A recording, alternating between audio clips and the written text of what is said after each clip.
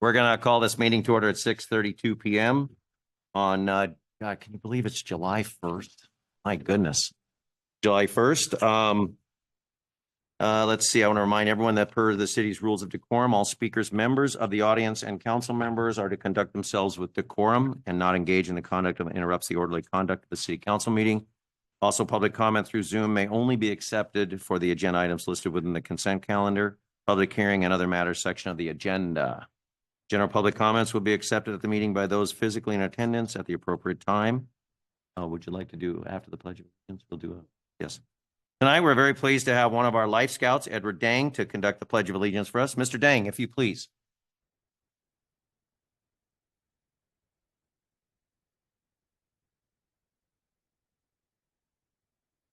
Veterans, police officers, firefighters, and first responders, may you please render a salute. All others in the audience, please place your right hand over your heart. May you please join me in the Pledge of Allegiance. I pledge allegiance to the flag of the United States of America and to the republic for which it stands, one nation, under God, indivisible, with liberty and justice for all. Thank you, Mr. Dang. If you could stay there for a second, please.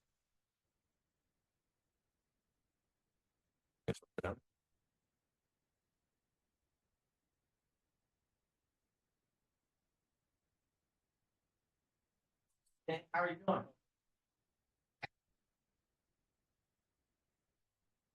All right. You doing good? Excited for 4th of July? Well, we're excited that you're here today. You're a Life Scout. Can you tell us a little bit something about what a Life Scout is? And tell us about yourself. Okay. In Boy Scouts, a Life Scout is the scouting rank right below Eagle. So Eagle is my next step, which is the highest rank in Boy Scouts. And something about me, I go to Damien High School here in Laverne. Yeah. I've lived in Laverne for about 10 years now, so it's a great city, I would say. I'm going into senior year. Okay.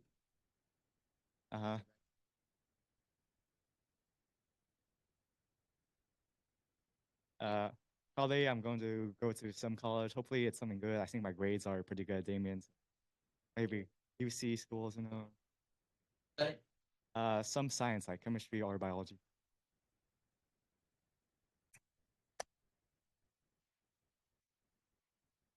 So I want to present this certificate from the great city of Laverne, certificate of recognition presented to Edward Ding. This certificate is presented on behalf of the Laverne City Council. The Life Scout Edward Ding with sincere gratitude and appreciation for your dedicated service to our country.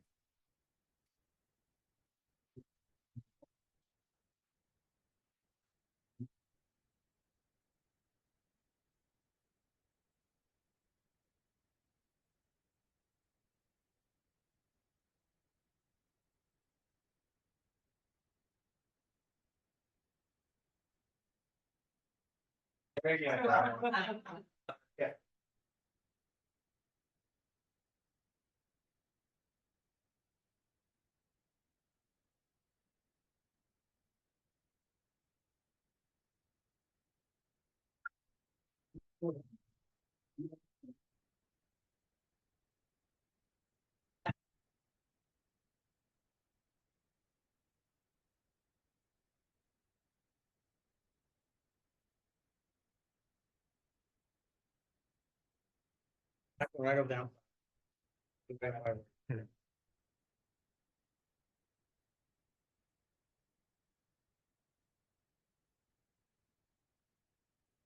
Mr. Domer, roll call, please.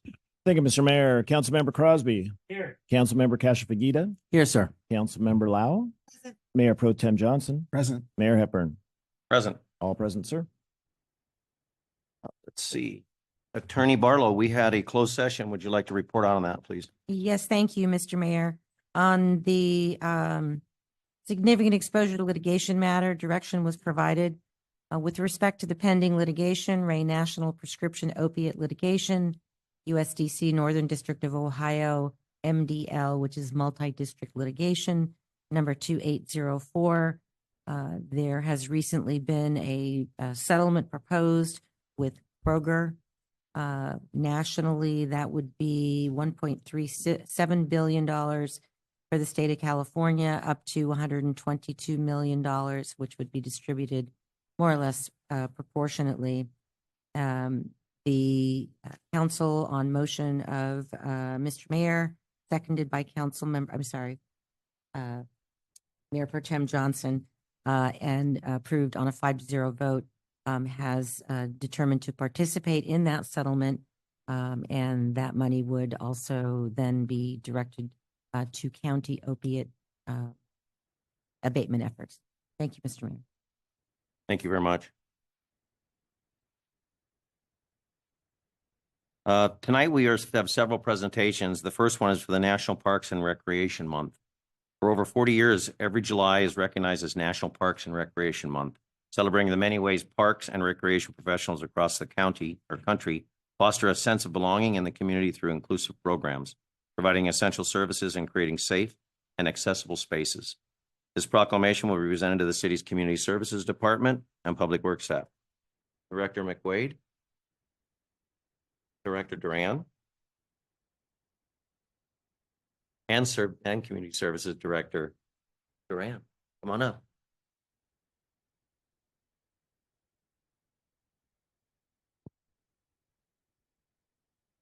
It's hot. Staff, come on up, please. Without the staff, this never would happen.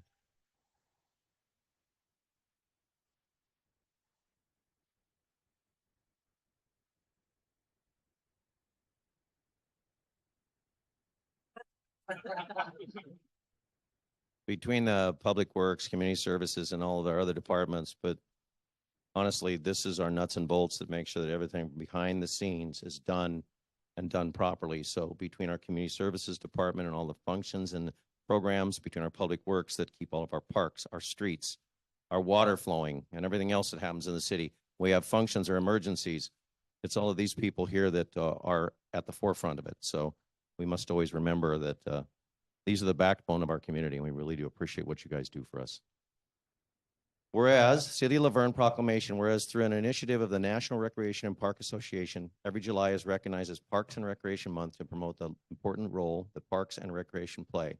And whereas the California Park and Recreation Society has released a statewide public awareness campaign, Parks Make Life Better, to inform citizens of the many benefits of utilizing parks, facilities, programs, and services. And whereas the City of Laverne maintains over 100 acres across 21 parks, offering a variety of recreational and leisure activities. And whereas the City of Laverne provides holistic recreation services, including health and wellness seminars, exercise programs, educational activities, special events, and excursions, providing opportunities that cater to the interest of all residents. Whereas this year's theme, Where You Belong, celebrates the many ways that Parks and Recreation staff foster a sense of belonging to the community through inclusive programs, essential services for all ages, and abilities, safe and accessible spaces, and building meaningful connections. And whereas the city has made key investments in inclusion by revitalizing parks and implementing new programs accessible to all, including the newly developed Lowell Brandt playground improvements at Los Flores Park and classes designed for those with disabilities. Now be it proclaimed by the City of Laverne that the month of July 2024 be recognized as National Parks and Recreation Month. And we recognize and celebrate the contributions of our parks and recreation services and the dedicated staff who make our community a welcoming place, dated this first day of July 2024. Thank you all.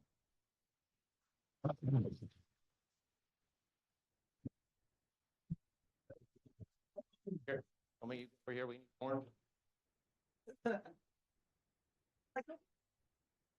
Oh, I have. Yeah. Got you, Mayor. Mayor. Under that.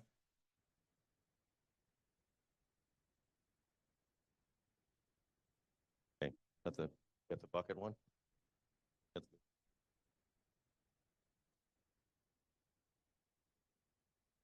Don't say we're not styling, huh? Thank you, Yvonne. Just waiting for Barney Fife to come in.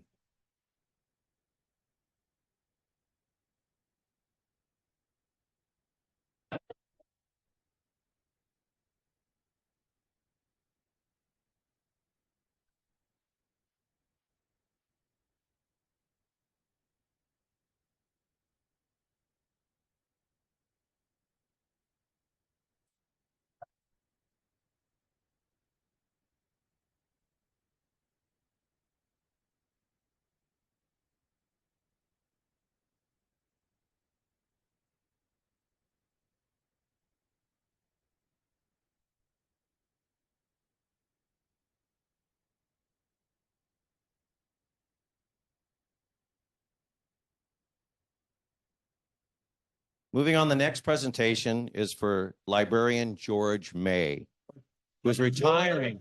Come on up.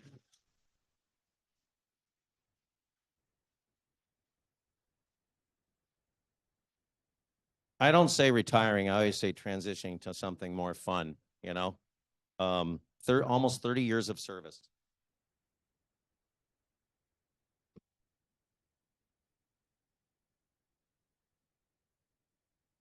Be about 25 minutes, we'll be ready. City of Laverne, a proclamation of gratitude. Whereas approximately 30 years ago, George May began his dedicated service with the LA County Library. And in 2001, he joined the Laverne Library. And whereas over the years, George has been an invaluable liaison to the Laverne City Council, attending numerous city council meetings and keeping residents well informed about the services and programs offered by the library.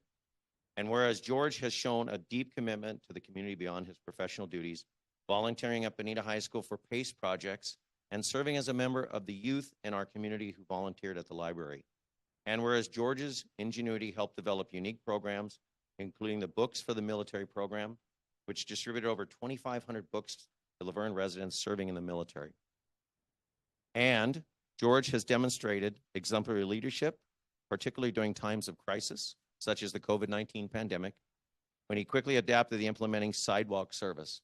And whereas George's contributions have felt a lasting impact on the Laverne Library, the creation of the Teen Zone, the recognition of the children's area, and the acquisition of new equipment. Now, therefore, be it proclaimed on this day, July 1st, 2024, that we honor and recognize George May for his outstanding service and dedication to the Laverne Library and the community. Dated this first day of July 2024. You have a few words to say, sir?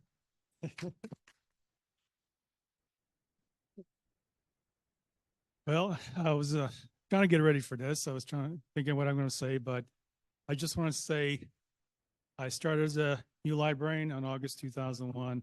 Did not know what to expect, but over the last 23 years, I couldn't have picked a better city to work in. City staff, city council, community has been very welcoming, very supportive, and for that, I'm extremely grateful. One of my more fondest memories was both council members and city staff said that, yeah, you may be a county facility, but you're one of us. So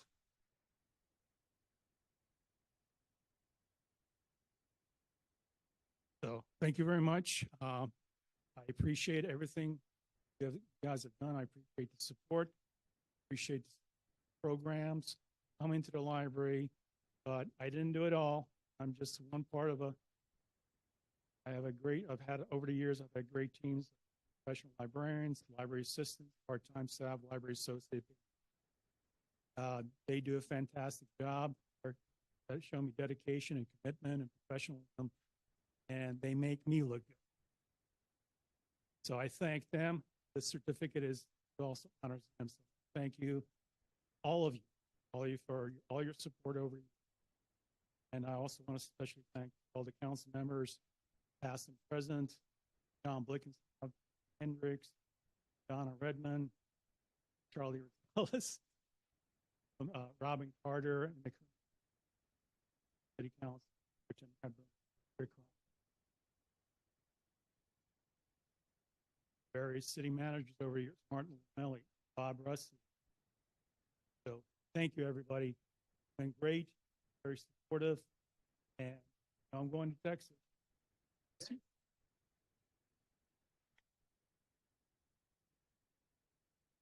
Yeah. And as part of the library commission, we could not have a better library manager than Mr. May. He puts on just activities, so many activities. He'll come up tonight and talk about all the activities. He talked about last month, but he's even added more from last month that's going on this month as well. Just providing for our youth and for our families and giving them the opportunity to read and just appreciate. It opens up everyone's world, and equity comes and inclusion because of the county library. So thank you for everything you've done. You know,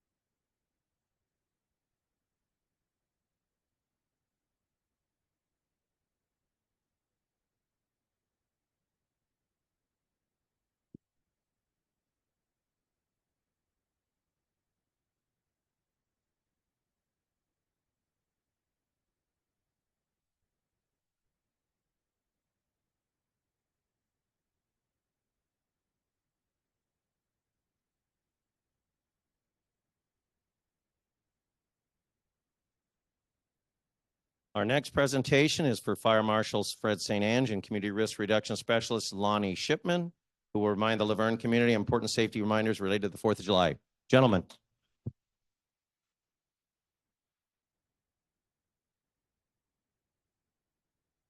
Great. Summed it up. Thank you.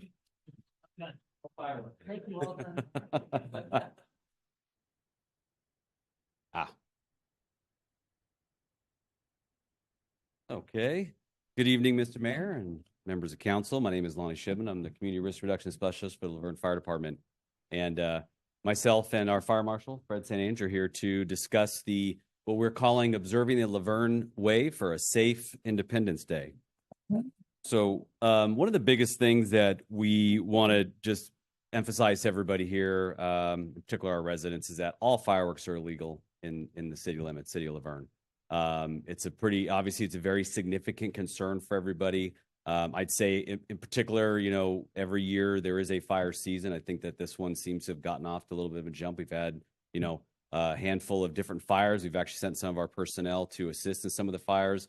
We've had some recent fires in the area. We've had, I think today there was a vegetation fire over in Covina. There was one in Fontana, I think over the weekend. So it's critical that, everybody maintains the understanding that it is very dry out there. We have a lot of fuel out there. And it's very important that everybody hears to not utilizing any fireworks here in Laverne.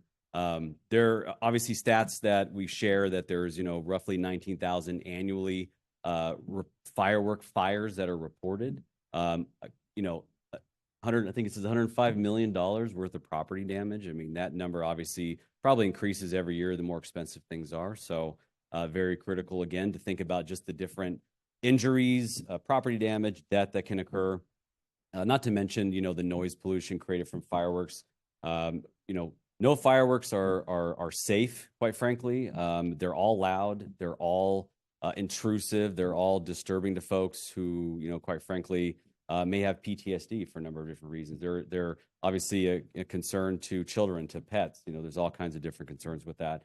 And as I already mentioned, there's no safe fireworks. Matter of fact, I think last year I shared some information related to certain things such as sparklers. Sparklers can be as hot as 2,000 degrees or more. And to put that in context, if you turn your burner on your stove all the way up to the top temp, it's about 500 degrees. So imagine we're putting a sparkler in children's hands and let them run around, amongst other children, your pets, any kind of fuel sources. So it's really critical to remember those things. And so just want to take the time to, again, just reiterate to everybody that, this is a community-wide effort to ensure that we all are practicing, this particular, this behavior and leave the show to the pros. So up next, I'm going to introduce our fire marshal to chat about our response. Good evening, Mayor, City Council members, the public. Thank you for having us up here today. As Lonnie mentioned, our goal is to have a safe 4th of July. That is the #1 priority, is keeping this community safe. We've had a good turnout last year and we want to continue it this year as well. As you can see on the board here, we don't want the public call 911. We want them to contact our design number for PD, which is the 909-596-1913. This has been advertised for the past month on social media. That was a request from last year, and so we kind of pushed it out all over social media this last month here. So it's out there right now, and we're trying to keep pushing it before the day of, right? The other thing is that remember, if the community sees something, just say something. Let us know, call that number, and let's keep this community safe. Basically, if you light it, we're going to write it. You're going to get a ticket. There is a $1,000 fine. Last year, we kind of worked through it and we didn't push that, but this year we're going to be moving forward with that. So let's keep that safe. We're also going to be patrolling the city in the evening time. So afterwards, joint efforts with PD and myself and Lonnie, we're going to be patrolling the city till, throughout the night to make sure it's safe after the fireworks show is done. So next. So we have, if you guys don't know, we still have tickets available for the Laverne's fire show. And we, as Lonnie mentioned, leave it to the pros. So you have tickets still available. As my understanding, you can purchase online or you can now come into the city and purchase other services via cash or however to help out to get you inside the show. And that's going to go from 7 to about 9:30 that night. And we are celebrating 50 years of Hometown Heroes. So it's going to be great. It's going to be an awesome time. There is a QR code that's on there as well. If you snap a picture of that, it'll help you and kind of guide you through those steps there. So I thank you very much for your time, and any questions from the council or public? Any questions for Mr. St. Ange? Well, we really appreciate it, the fact that it's a dangerous time right now. It is. And we need to push it out. I know that some of the other cities they've raised their fines to $5,000 per Wow. occurrence. So, I mean, I don't necessarily like doing that, but I think you have to make it, if they start a fire, especially in our hillsides, how critical it is. We're talking about structures, we're talking about people's lives, animals, and it's very important to adhere to that. We are a no fireworks city. That's why you buy tickets for $20, or you sit over here and across over there and just Wasn't enjoy gonna the say city. that, But Or buy tickets, but if you tickets. don't, for the 4th. you can Okay, have your great. burger. Hey, come to the town. You're going to do some sales tax. I mean, you're going to do a burger, shop at the store, have, non-alcoholic beverages out in the open there, of course, and things like that. But no, I appreciate that. I think that we probably need to look at that maybe mid-year before the next one to say that, you must Okay. adhere to that. But thank you very much. We really do course. appreciate it. And I Thank you. appreciate you pushing it out on social media. It's Yeah, it's very, been all very over important. social media, and please come to the show. It's an awesome show. It is. It's going to be a lot of Especially fun. the parade. Come to the parade. It's awesome too. We'll have a good time. Thank So, you. Thank you. Appreciate it. Thank you very much. To say, Tim, over the years, we've had house fires associated with fireworks. We've had people try to hide the fireworks and light them in their garage, and we've had garage fires. I mean, Well, that wasn't too wise, was it? Yeah. It's. Yeah. Anyway.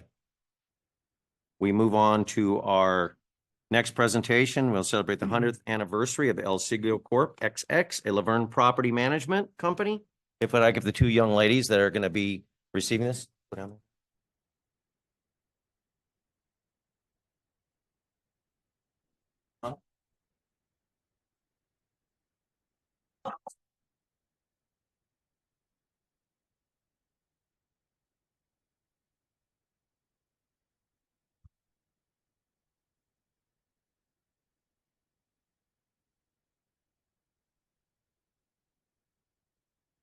It's on. Okay. Thanks. Linda, it's my privilege to be here tonight. I do with the certificate of recognition for Siglo Corporation,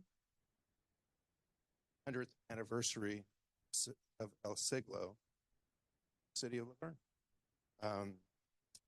Is there a little bit of background that you may want to provide us with?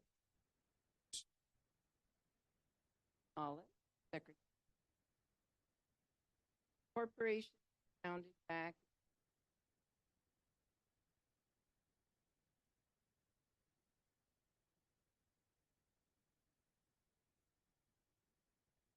Hispanic, the other side.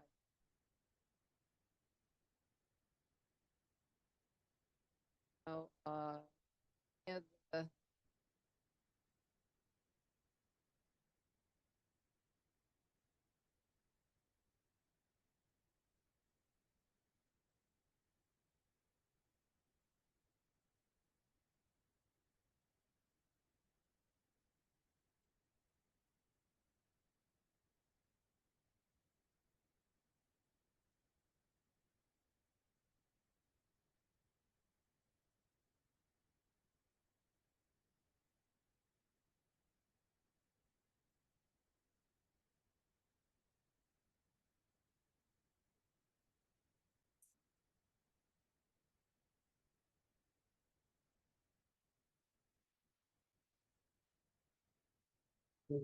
There are many Laverne residents that were a part of it, that have been a part of El Siglo over the years.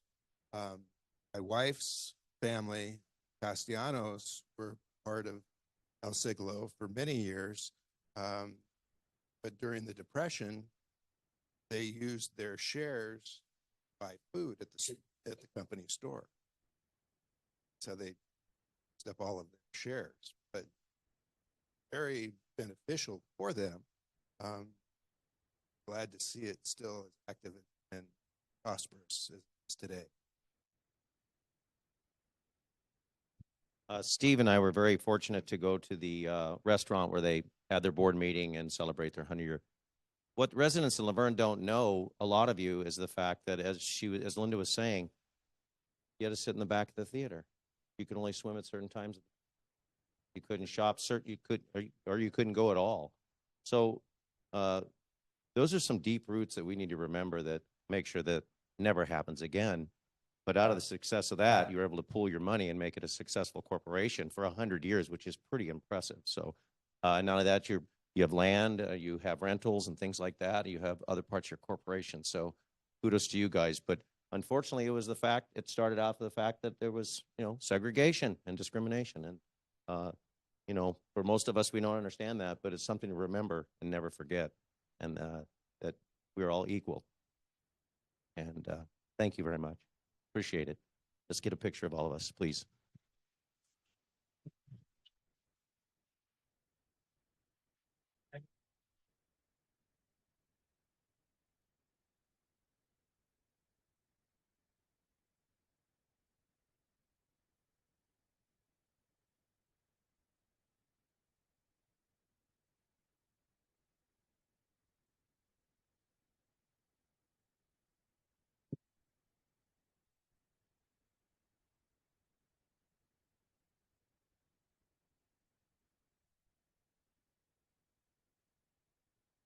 Our final presentation is going to be, which is a topic, and we really appreciate it. It's the California Department of Insurance on Fair Plan. Julia Svetlana Juarez, you please come forward. As we've all been faced with cancellations and the present situation, we really appreciate you coming. I know that the changes are coming rapidly. We don't have as a bill yet permanent, but I know they're working on it. But please fill us in, because I know that there's a lot of us in this community, myself included, that were canceled. And the policy that I did get was, to say astronomical is probably an understatement. So, but thank you. Thank you for coming. Thank you very much for having me. On behalf of Insurance Commissioner Ricardo Lara, it is my pleasure to be here. We have been in communities throughout the state, because this is not just happening here in our backyard, it is happening all over the state. And so we are in the midst of a major insurance crisis that is basically the effects of issues that have been going on for 30 years that we haven't really been able to tackle. And so now we are absolutely tackling it. We are making sure that somehow, we are able to get out of this. And I just want to give a quick rundown, particularly for your constituents, in regards to the major issues that have really kind of brought this up to the forefront. So we do have that, of course, we had a pandemic, and that just kind of upended everything and has made it extraordinarily difficult for many companies to be able to get back on their feet. And the insurance market in California is the largest insurance market in the entire country. We are only second in the world, only second to China. So everybody that does business in insurance wants to do business in California. The problem is there are all of these other issues that have been just bubbling up. And in California in particular, we have the top 12 companies that we have all heard of, we have all seen the commercials, are the ones that basically take care of 85% of the homeowners market in the state. And so that is a major, major issue. All of those companies, well, 7 out of 12 of them have paused, restricted, their new business. And the issue with that is that even though you might hear from insurance companies saying it is just too difficult, we just haven't, we haven't been able to get out of this. Many of them are asking for rate increases, have gotten those rate increases, but continue to have issues. And the reason for it is because if you look at the numbers from 2012 to 2021, the loss ratio throughout the country has been 59%. In California, it's 73.9, 74% almost. Direct underwriting profit throughout the country is 3.6%. We have lost in California. We're down to 13.1%. Direct profit on transactions countrywide is 4.2. California is negative 6.1. And the direct return on net worth throughout the country is 7%, and in California is 0.8%. So you can see the issue with the entire market. So what has happened is that the FAIR Plan, which was considered and was created by the legislature to be an insurance of last resort. The FAIR Plan was created after the Watts riots, and it was created because those particular communities in South Los Angeles weren't able to get insurance. And so the legislature created it so that, they were able to then pay much bigger premiums, but at least have something, a backstop, while they looked for insurance. So it was supposed to be a 2-3 month stint, maybe, in the FAIR Plan. As of right now, we have seen people that have been on the FAIR Plan for years now because they cannot get out of it. It's because it is the problem has been just that much. So the FAIR Plan has increased to 3% of the market now. So we do, even though it's 3%, doesn't sound like it's a really big number, it truly, does translate to a big number for particular communities where we have a bigger wildfire issues. Wildfire is a threat. So we do have that. We have seen that insurance companies have been downgraded in the rest of their business specifically because of the risk that they have here in California. So risk at the end of the day is the thing that they are trying to get rid of. And so that is why you are hearing from many people throughout the state. And some of you, unfortunately, are also experiencing that they are non-renewing in some particular areas. And so they are not writing in high risk areas, and they are trying to, make sure that they're able to just cover their expenses and cover the claims so that they are able to just stay afloat in some of those particular areas. Rate filings, of course, have become extremely complex because of all of those issues. And then we also have, because of Prop 103, we have the issue of interveners who, when an insurance company requests an increase, they are able to come in and just kind of stall it for at least 18 months. So it has, that has been an issue as well that we are looking to work on. So this is the information in regards to the FAIR Plan, because that's what you asked me to come here and talk about specifically. And so the FAIR Plan, like I said, it was very much so created just to stabilize that, particular communities. Unfortunately, that has become a major issue. And so we are looking at the FAIR Plan also is supposed to only provide basic property insurance. So that means that if you have the FAIR Plan, that only covers fire.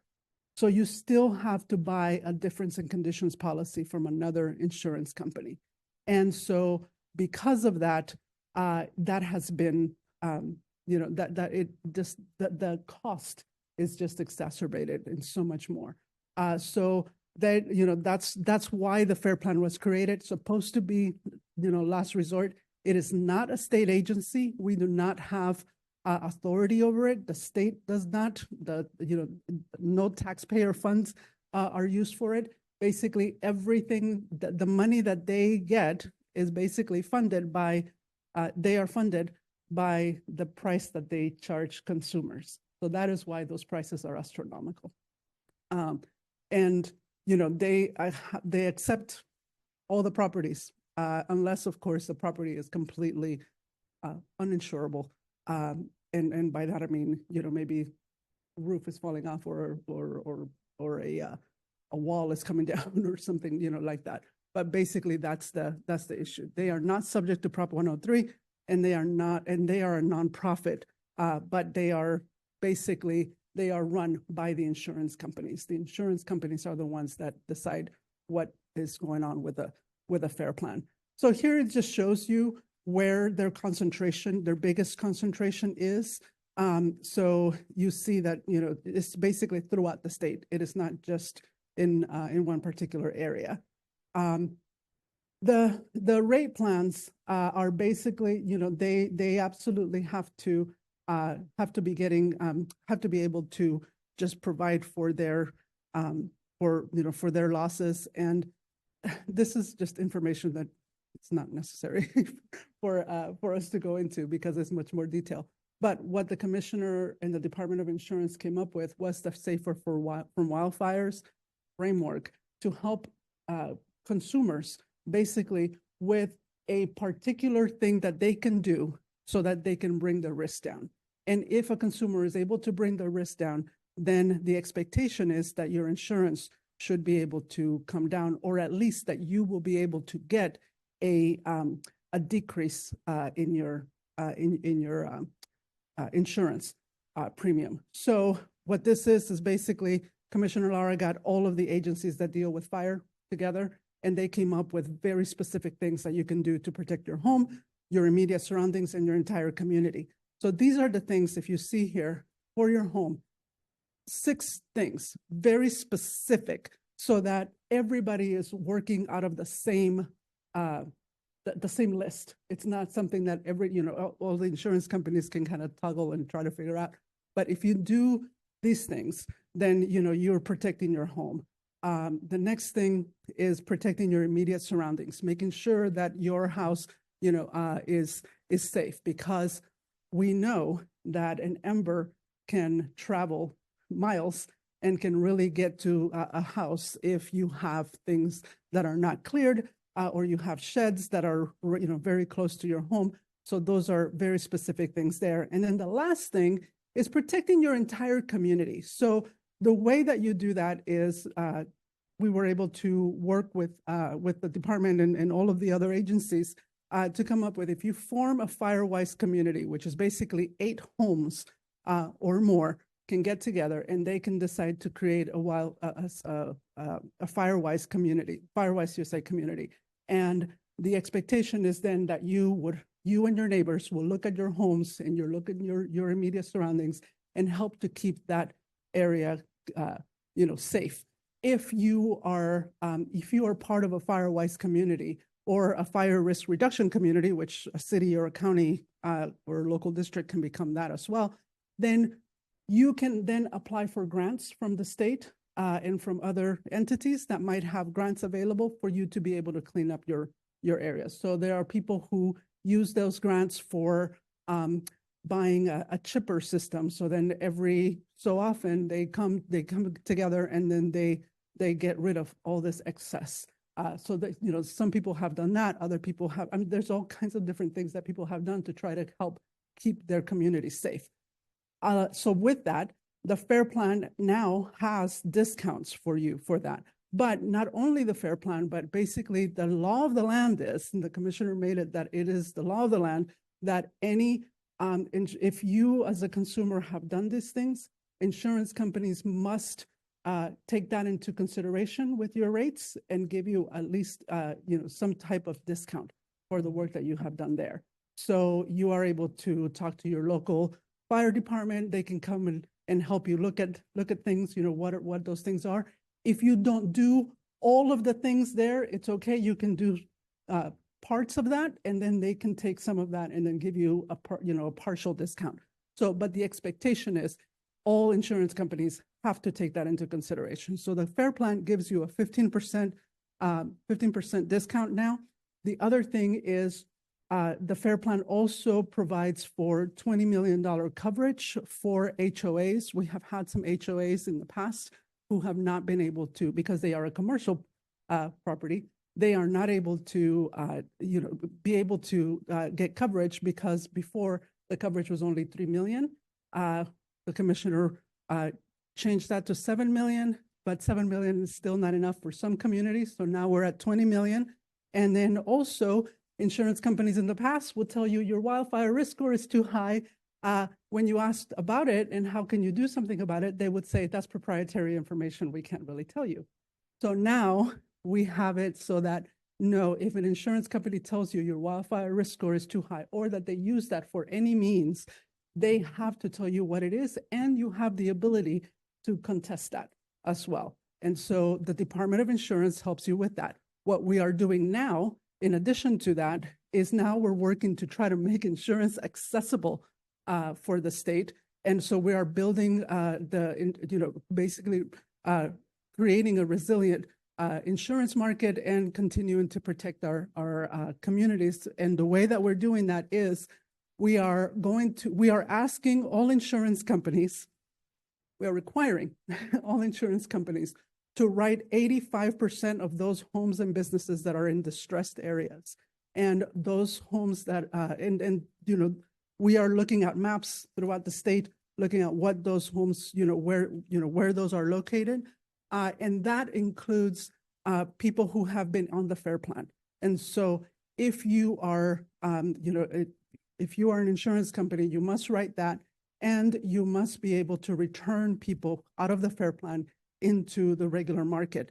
And the way that we're going, the reason that we're requiring insurance companies to do that is because they have asked for catastrophe modeling. And catastrophe modeling, what it is it allows insurance companies to look at a home specifically and look at it, all areas of the home from like either satellites or drones or whatever it is that they use to be able to see exactly what it is, what the risk is, and also take into account what the community is doing and what the other the county and cities and all of that, what they're doing to mitigate the areas, and be able to take that into account to provide the, what you should be paying.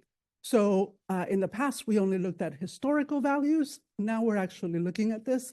And so the expectation is for us to be done with all of this by the end of 2024. So Commissioner Lara brought that up at the beginning of the year. We are working with the governor and moving things very, very quickly. State government usually works very slowly, but we are very much so on time to get all of this taken care of.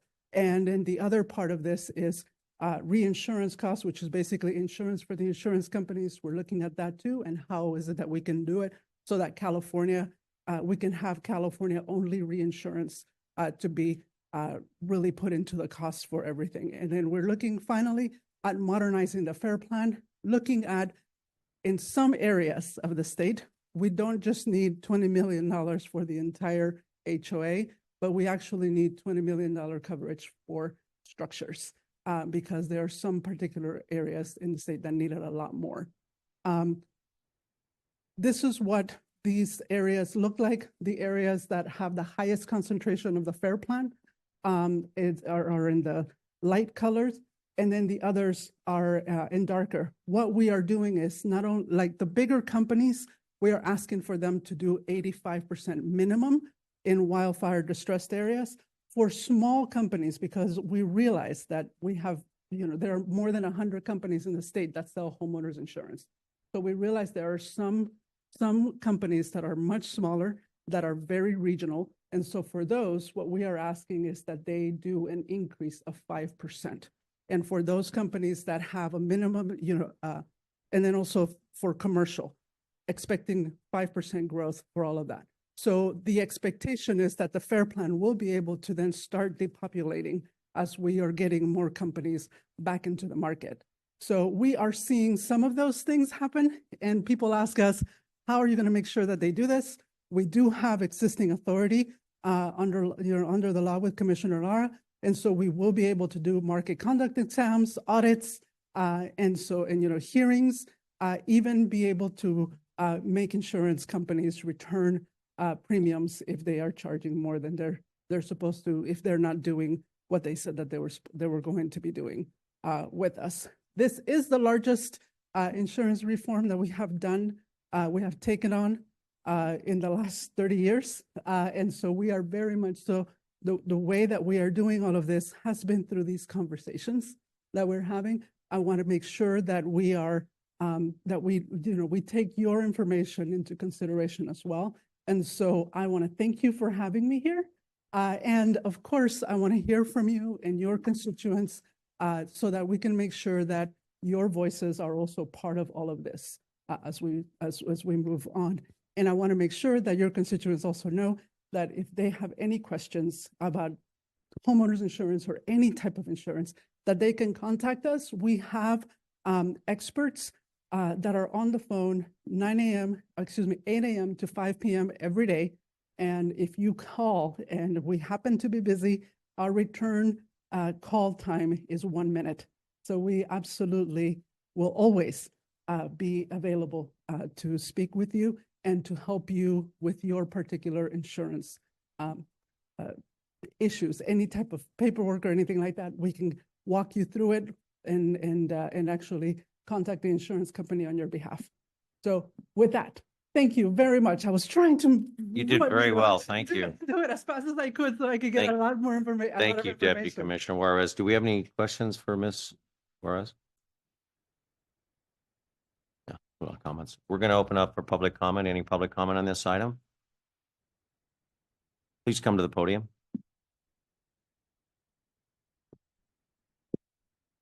Good evening, council members, and thank you to Julia for the presentation. That was very informative. I'll just introduce myself quickly. My name is Bryce. I'm here with my wife, Elisara. We are new residents in the city of Laverne. We moved here 3 years ago, bought a house here. We are first time home buyers, and we like living here, want to stay here. But we also live just above baseline. So we are in the high fire zone severity area. And I'll jump to the point that we have been impacted, very severely by the increase in interest rates. And to make it quantitative, when we moved here, my insurance premium was about $2,000. And then last year it increased to over $8,000. And this year it's increased again, and it's now almost $12,000. So it's gone up about 600% in just 2 years. And I have written to the Department of Insurance, explained that. They did an investigation and found out that my provider, which was Farmers, was in their rights to make those increases. But it came as a real shock. And so I've been quite tracking this issue, what can be done about these kind of rate increases and what alternatives are available to me. And for the past few weeks, I've been investigating and calling agents, calling brokers, finding out that basically I have actually no option. Even brokers that service this area, San Dimas, Glendora, and so on, they say actually for Laverne, there are companies who provide insurance, but not for Laverne, not for 91750, not this zip code. It's blocked. Say, why is that? Because those insurance providers are, at risk. They're too much exposed by either writing policies that they currently have, or there could be some other factors. So my only option is the California Fair Plan, but I also understand that the Fair Plan is insuring so many policies that they are at risk themselves of being insolvent. That if there is one major event, that all of those at-risk regions suffer from catastrophic wildfires, then they would actually be insolvent. There's not enough money in the Fair Plan to pay all those insurance payouts. So I'm at the point where actually I have to stay right now with Farmers if I want to ensure that I have covered. I haven't been dropped, but my insurance premium is crazy. I don't live in a mansion. It's a 44-year-old home like most others above baseline. So I'm here to kind of ask what can be done by the city to bring this issue to light, to work with the Department of Insurance to find out how many other people in my situation. And I have here, I know that the Department of Insurance is taking steps to bring carriers back to the market. And I have this list of insurers that are committed to increasing writing policies in high-risk wildfire areas. And there's a list of zip codes here where it's provided. Laverne is not on this list. So right now there is no step forward, to making this a workable situation. Like I said, I have family here now. I want to live here another 20 years, but that's going to be $250,000 or more in insurance over 20 years for my home. So that's not workable. So I'm really hoping to hear a lot more about this, make it a lot more public on the council's website, on the city Laverne website, and welcome more feedback to get to the Department of Insurance, and what can the city do about this to bring insurers back to the market. Thank you very much. That's good to know. And she's listening right now. So yeah, we need to find out. So, well, thank you. And she'll be reporting back on that to us. Okay, thank you. Thank you very much. Thank you. Any other public comment on this item? We'll go ahead and close public comment. And if you'd like to answer on that one, but I mean, that is being one that was the same. My insurance was dropped. Didn't even know it. My insurance agent called me and says, hey, it's dropped. I think one of the major issues is too, first of all, why are we not in the insurance matrix? That's the first one. Granted, we've had multiple fires, but not like some of the fires that happened to the west of us and to the east of us. Especially loss of structures. We were very, very lucky, but some of the other communities weren't. But I mean, we need to be on that insurance matrix. But also, I think for our insurance agents that are trying to insure, mine included, and he had sent you some information, but the fact is that it's not easy to go through the process to file for that. And not only that, where is the competitive nature of our rates? Mine went up to $8,000. I got in the insurance for 3 weeks once they canceled my policy. We were in the time frame. We reinsured with Aegis, which was part of the FAIR plan. 3 weeks later, I received notification. I didn't pay attention to it. I just thought it was more paperwork from Aegis. And finally, I started to read it. They canceled me again because I had no handrails. Mind you, I've lived in this house for 22 years in North Laverne. Handrails from our city walkway, over 3 steps. You have to have a handrail. They canceled me. I had to spend, $1,500 to build the handrails, took a picture, sent it to my insurance agent. But it needs to be truly a fair plan. And I understand that, the insurance risks, but the point is that it has to be semi-affordable. I mean, $12,000. I mean, I'm up on the hill, right in the sandwich in the middle, at about the furthest street you can go in the high fire zone. I mean, it was $8,000. They're north of baseline, $12,000.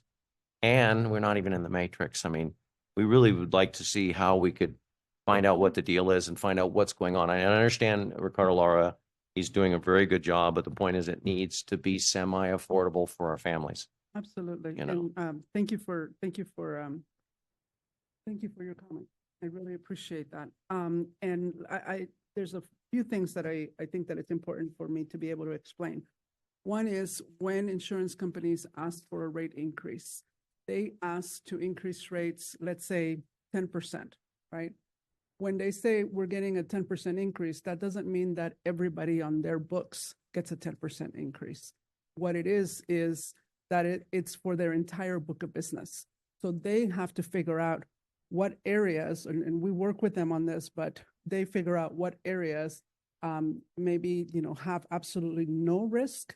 And so they might actually get a decrease, but there are areas that have much higher risk, then those are the ones that get an increase. And so then the increase is not just the 10%, but it can be 100% and, much more than that. And so that is why that is happening. Well, So and just as a also general, with the Firewise community, which we are working on right now, I think that we need to do that if we can get a reduction. But at the same token is that why are we not in the matrix? yes. And so let me explain what that is as well. What we are, the zip codes that we are looking at is actually, when you see it on that, those are the areas that are high wildfire risk. and have the most amount of fair plan policies in there right now. So those are the ones that are in the matrix right now. However, that was for last year, 2022. So we are still, those maps are still being reviewed, and they're going to be seen again. The expectation is that insurance companies are going to then now be, when they come back to the market, they're going to then start competing for those homes that have done everything that they can to be safer from wildfires, right? So if whatever you can do as a homeowner and then as a community to make yourself safe, then that shows the insurance companies that you guys that you have a lower risk. Then they're going to be then the expectation is that they're going to be competing for your business. Right now, unfortunately, because of the crisis that we are going through, right now what we are looking at is ways for us to bring the insurance companies back into the market so that they can start selling again. Once they start selling again, then we can expect that they're going to start competing for those homes, and then prices will go down. But right now, we are just working on availability. The problem is though, you have people like here on the baseline. Yeah. North of baseline. Granted, it's surrounded by some wilderness, but most of the fires we achieve, anything within baseline or even South Laverne, is structure fires from internal issues. Yeah. Not because of the wildfires, because we have very good protection from our fire services. But it's getting to the point where you have to afford your payments. And now with these 7.25% interest rates, but now you have an insurance that, if you make a budget, just like anybody else, you make a budget, and then all of a sudden they increase you by $2,000 in 2 months. And then in 3 months, they increase you another $2,000. It's like, and I understand what you guys are doing, but it becomes the affordability issue. Absolutely. I mean, and I get it, insurance companies, but it's tough for me because of the fact, okay, great. You're an insurance company. They bank on the fact you're not going to call in on the insurance. That's how they make their money. I get it. But at the end of the day, we had some horrific fires. That's not going to change, especially with our climate. But at the end of the day, it has to be somewhat accessible and affordable, because otherwise people are going to be left, what's going to happen. If you have a mortgage, you have to have insurance. And so we're only faced with, we only can go to one carrier. Yeah. So, and I understand they're working on it, but really the affordability issue has to be part of it, because they're just putting people out of the marketplace. It's making it difficult for people to live. Yeah. So I insurance or food. I mean, it's like, that's not a good choice. No, last year we had, we made presentations like this in communities all over. Well, you've been at the COG and everything, and it's we've done 968 of these throughout the state, and every time we hear from people that it is it is heartbreaking to hear the stories. And so I want you to know that we do understand and that we do hear it. What we are trying to do is try to find solutions that will get insurance companies back into the market so that they can do this. What we have in the department is we do have some tools. We have tips for you to look at, what you can, where you can find insurance. If you can't find insurance within the regular market, there are, you can go to the non-admitted market to see if there is something there as well that you can look at. But there's, right now what we are telling people, if you have insurance, make sure that you can keep it. Make sure that you keep that as well, but keep your eye open. Start, continue to look as much as, make this into a side thing that you do all the time, because the expectation is that maybe not right now or this month, but we are hearing insurance companies that are coming back. I know that Allstate has said that they are they're going to be writing again. We are also looking at when Tokyo Marine decided to just drop everything, Mercury Insurance picked up all of those homes. And so we know that those are things that are happening. Insurance companies are looking to this. AAA in Los Angeles and I mean, in Southern California is also doing some new business here in the state. I mean, here in Southern California. So there are insurance companies that are starting to do a lot of this, but I urge consumers to continue looking so that they can keep the insurance companies on their toes as well. Yeah. Thank you. I've got a few comments to address some of the concerns of residents. As far as the solvency of the FAIR Plan, FAIR Plan is underwritten by every insurance company that is doing business in California. So if the FAIR Plan runs out of money, they just assess the different insurance companies. So the FAIR Plan is not in a position where it's going to be insolvent. That being said, I've been an insurance agent since 1984 and have sold plenty of FAIR Plan policies over that time. And it is a very, very frustrating process that we have, at least for the past couple of years. But the FAIR Plan was initially put together because of the Watts riots and it provide fair access to insurance requirements from loan companies. So it is still doing that as its core being, is providing us insurance, or at least an option to get insurance. Unfortunately, the way the market is right now, those rates are exorbitant, and it only provides limited insurance coverage. And to get the liability theft coverage, you have to get a wraparound type of a policy. It is very expensive as well. I don't see any short-term solutions to this issue. We have to work it out though. And we also have to address the issues as far as fire mitigation within our own communities, where the hillsides need to be thinned out and maybe haven't been because of a fish or something that we can't get in and clear brush. Those issues have to be addressed. We're dealing with that with the Fish and Game Department because of salamanders and other things that we can't get in and clear brush. That has to stop. We have to be able to protect our neighborhoods from fire, and that, we have to organize neighborhoods. Homeowners associations would be a perfect example to start with because they're already working together. Those boards could easily become fire-wise communities, and we're trying to put that together with our fire department now. And so we're trying to do this, and any help that we can get is greatly appreciated.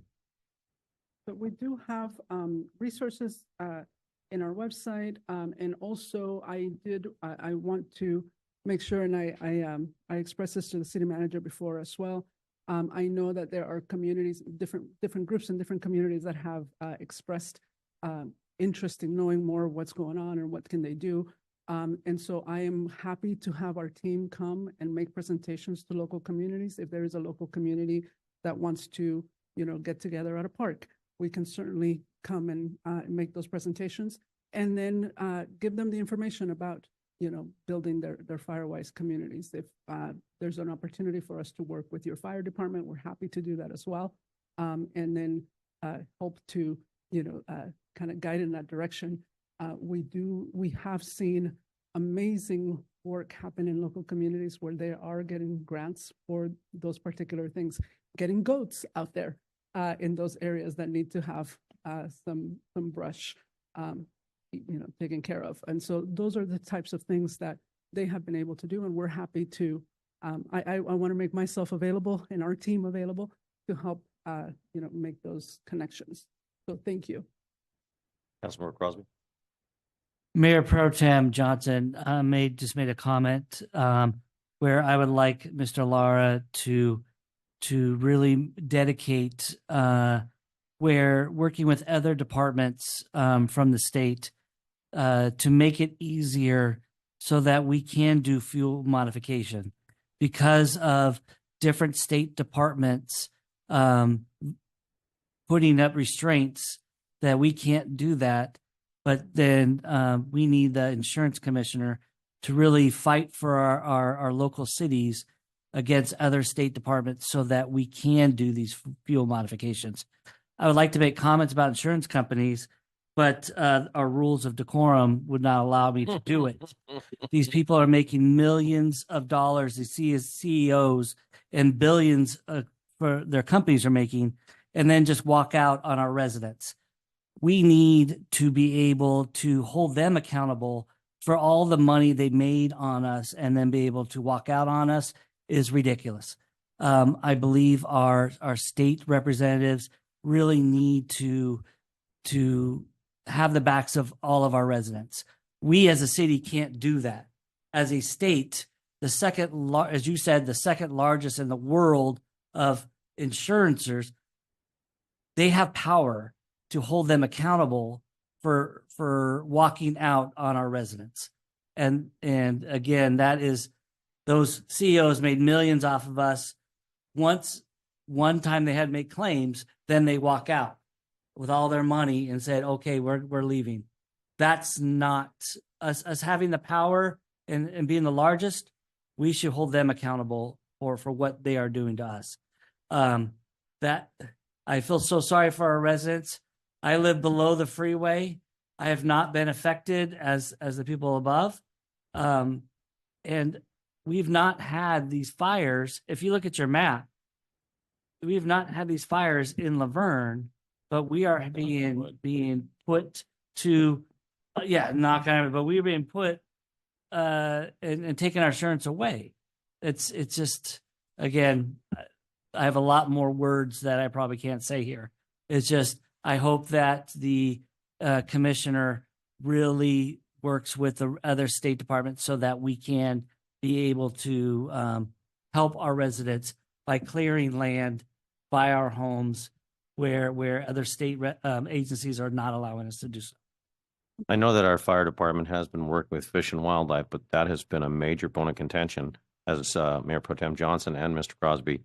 The fact is we have a lot of brush. We have a lot of wilderness that encroach upon us, especially in North Laverne and all the way to the sides. And the fact is that they were restricting us to clear brush and stuff that's been there for a long time. Okay. But I would have to chat along him, the saying that the fact is that when people can't afford insurance, they could lose their loans because of the fact that they can't afford that insurance. And the affordability issue is extremely important, but also the access. We can't just have one, as you saw. I mean, I've never had a claim in almost 41 years of being in Laverne, the same carrier. I mean, this is unconscionable. And, you know, it's the affordability issue. It's affording food over groceries, over that, gas, over insurance. It's like, and I mean, we're just relaying it to Mr. Laura. The fact is, as Mr. Crosby said, you made a lot of money. Don't just dump us. And make sure you put our 91750 in the matrix. We are a thriving community. The value of our homes are $1 million now. And that's just the starting point. Absolutely. But we have to insure those homes.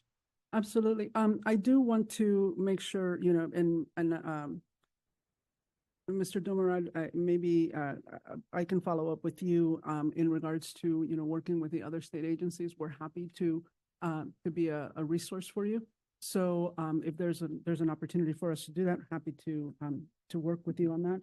And I will be able to follow up. And you know, please know that we are doing everything that we can. I know that it's not fast enough, and I know that it's not complete enough, but we are absolutely, we hear you, and we are absolutely. I know Senator Rubio's working on it too with the Ricardo Absolutely. Lara. It's just not moving fast enough, as we would say, but the same Absolutely. token, Councilmember Lau. I think just as a corollary to the items that have been brought about by my fellow council members is the fact that, looking at some of these areas where these wildfires are occurring, some of it, yes, is absolutely climate change, right? And those are things that we have to be all aware of. But there are also things where corporations, utilities need to be held accountable for what they're doing with infrastructure that's causing some of that danger. So I think that's something, again, I would look to, our higher electeds to be helping us push on that, the burden of it is being borne by, as our mayor has said, by homeowners who have paid for insurance year after year after year without a claim. And they've made money off of us. And, of course, we never want to have to file a claim. We never want that sort of a disaster or a catastrophe to happen. But the fact of the matter is, we're being held, no pun intended, and no aspersions, but our feet are being held to the fire when there are other folks that are making money hand over fist. So, I'd like to see, some of that discussion happening as well. Councilmember Cash. Thank you, Mayor. Ms. Juarez, Mayor Pro Tem earlier said that we are starting a Firewise community. And is there a point of contact so I can let our amazing fire staff know that who's helping me, myself and Mayor Pro Tem Johnson, we're starting this whole fire. Is there a point of contact with or should they just contact you? I gave you my my email or my contact information. You can Yeah. certainly reach out to me, and what I will do is I will work with you. You have a local liaison. I oversee the entire community outreach for the department, but you do have a local liaison. Your local liaison's name is Destiny Flores, and I will make sure to to share all of this with her as well. But we will be, we can work with you on that. We have written letters of support for Firewise communities when they apply for grants.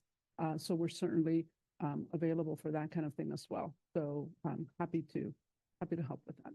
Thank you. And just a point of clarification, you said Dustin Flores or Destiny? It's Destiny. It's spelled a little funny. It's DYSTAINE. Destiny. DYS. Yeah. Well, I thank you very much. And I think the resounding is lower the rates, Of course. please. I mean, we can get all the insurance we want, but if you can't afford it, it doesn't make any difference. But no, we do appreciate, I know he's pushing this. I know that Susan Rubio is pushing this, but we have to make it an affordable matrix. It's just, from a person like myself, okay, maybe I can afford it, but I'm a lot older. These young families coming in are buying these communities homes on a shoestring. Absolutely. And all this does is just basically kick them in the gut. Absolutely. And it's hard. It's hard. And you have to have it. And so it's almost like you have a prisoner that can't get out, and it's not right. And we should never be in that situation, and being a community that we are, we're the second to China. I mean, but anyway, we appreciate what you do. Please communicate with us. People can contact you guys. We do appreciate the information. Please let Mr. Lara know. We appreciate what he's doing, but lower the rates, please. Lower the rates. Get these insurance carriers to insure at a decent level, not an obscene level. Okay, we really appreciate it. Thank you. Thank you for very your much. time. Thank you. With that, we move to announcements. Is Chief Nig here tonight? He's not. Do we have Mr. Glaze, BC Glaze? Could you come up? Could you come up here, sir? Come on, man. That's throwing it right there.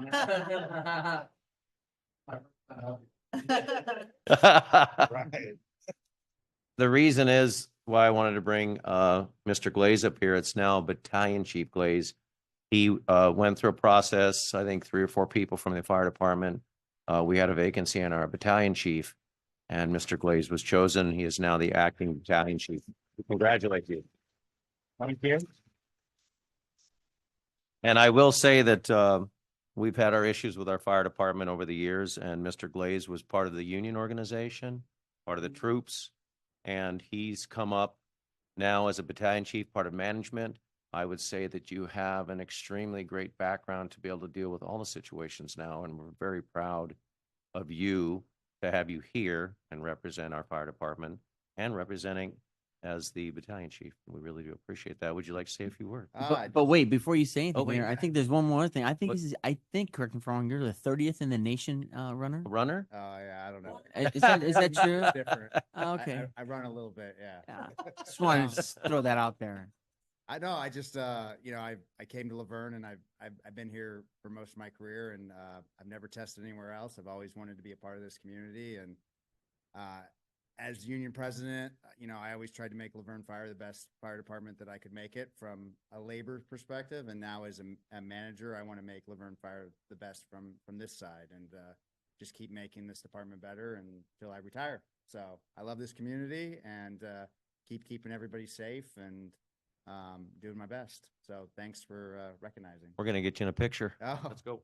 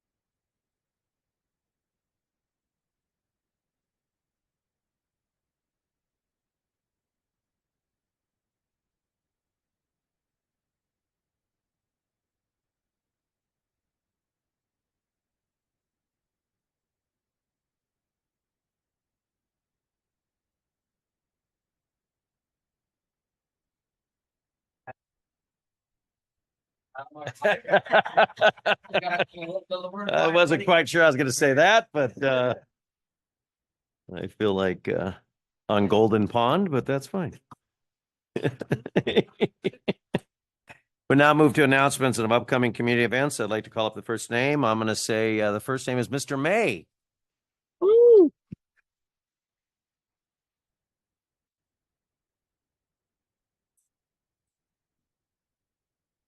All right, folks, I'm here again, and this is going to be my last announcement before the council.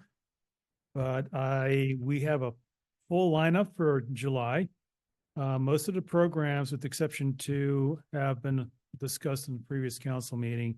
And that's before, I just want to mention to everybody that all of these programs have limited attendance. They require pre-registration. So there's one of two ways you can do that. You can either go to the library and talk to one of the staff and register that way, or you can go to visit.lacounty.org/events, and there to search the Laverne Library, look up your event, and register that way.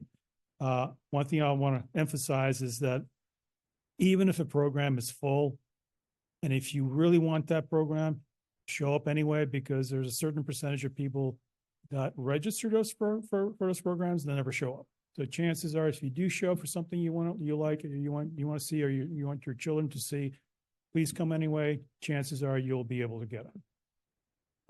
So first event is actually starting this Friday, July 5th through August 9th, from 11 to 11:30. We are going to be starting our new 6-week session of our Smarty Pants Story Time.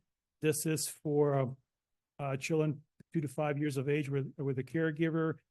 And the children attending will be enjoying songs, books, rhymes, movement activities, and also learning school readiness skills. Now, on the July 26th program, a representative from the Children Passenger Safety will be available after a program to discuss questions about keeping children safe in a car. So if you want to learn about that, please make sure to attend that one on July 26th. On Tuesday, July 9th from 6 to 7 p.m., we have a cocoa coir planter program.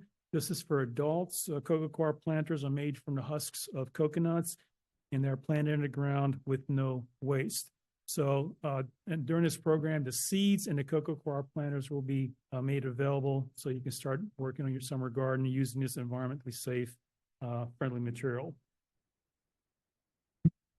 On Wednesday, July 10th, from 5 to 6, we are having a children's program, ages 6 to 13, with a parent or caregiver. It's titled Anime Your Way.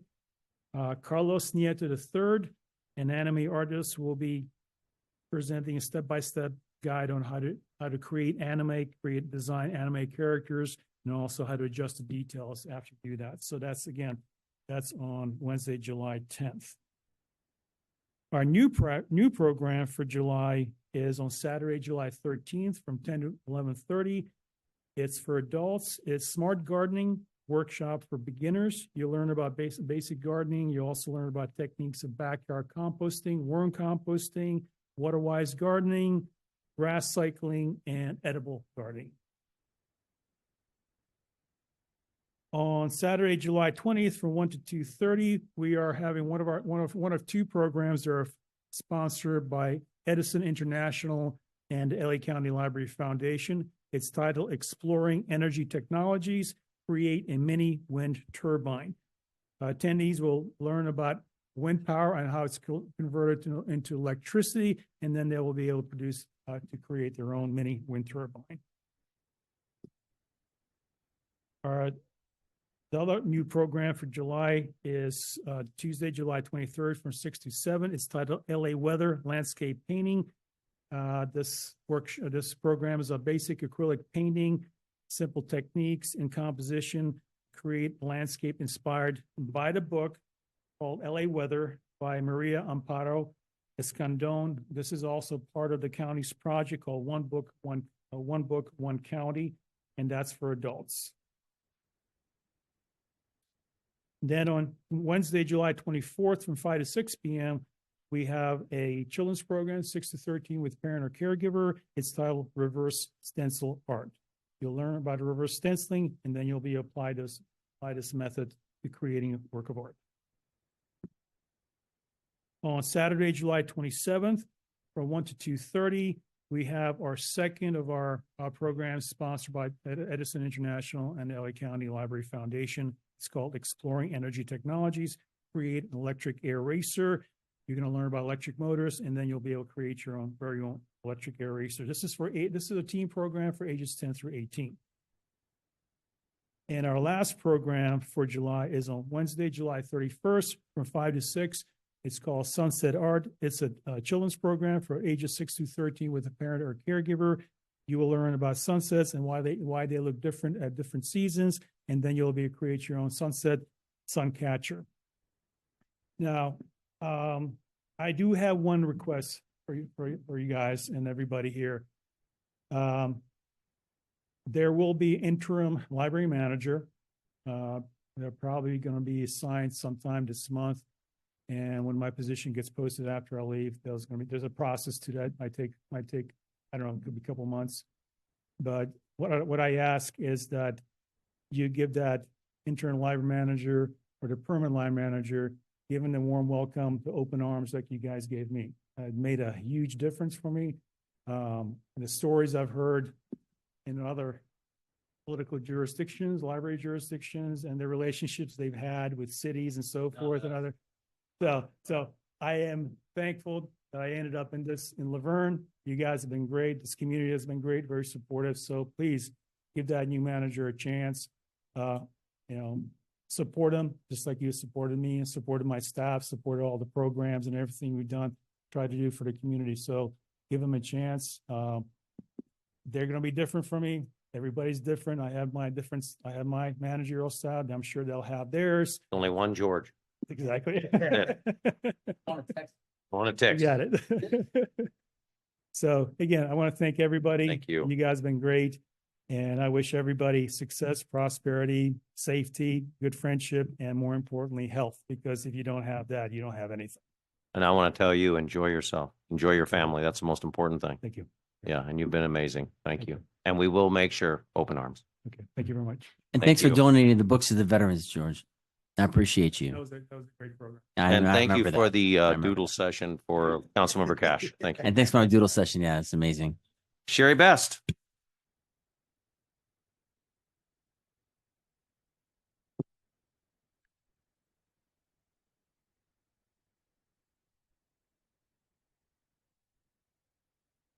Sherry Best, on behalf of the Laverne Historical Society, I urge you all to attend the 4th of July parade. The truck is going to be, I think it's 33rd in line to go through the parade because I went to the safety meeting today. And now I know not to throw things at people from the truck and You not got to that, jump off you and got on that the part. truck. Don't throw I anything got from the the memo. trucks. Yeah, no water guns, none of that. What's it? No, none of that. So we're all going to behave ourselves and have a wonderful 4th of July parade. So turn out and have a good time. Now, not as the representative of the Historical Society, I would like to invite everybody to a meeting on the 11th of July. It's going to be at the LDS Church Gym at 7 p.m. to discuss comments and concerns throughout the community regarding the Lutheran High School property. So you're certainly all welcome to attend. We know this property is being considered for between 140 to 160 single-family homes and townhomes on the 9.5 acre property. And so John Blickenstaff and I have pulled together a meeting, and we would like to talk to members of the community and get their input about what they think about that. So do attend, and I'll put flyers out on the table. Thank you. Thank you, Sherry. Yvonne Gallegos.